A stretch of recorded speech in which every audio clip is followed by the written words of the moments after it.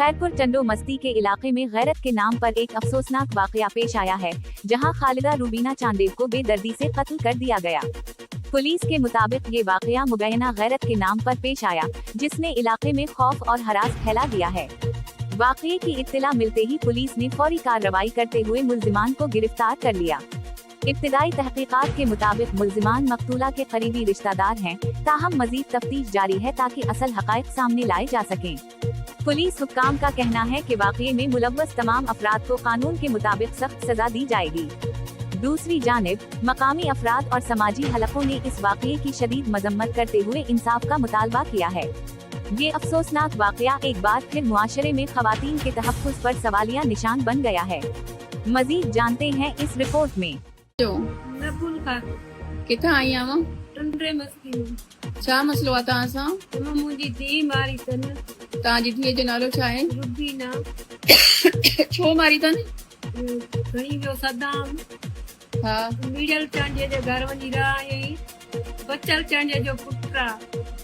मूंसां ज़ुल्म कयो अथनि, हेॾो माण्हू वठी अची मुंहिंजे भाउ खे ॾिनी अथऊं, कैसर खे।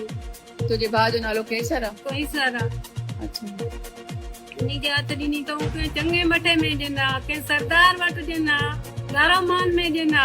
अहिड़ो ज़ुल्म न थिए आहे मूंसां।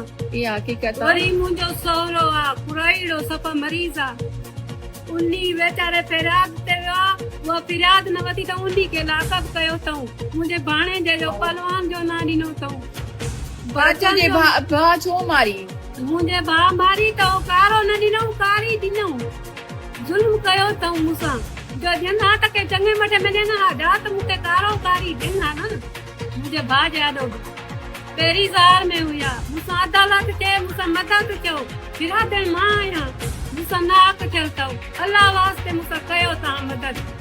मारी कंहिं छोकिरी? सलीम, कैसर ऐं बीलू।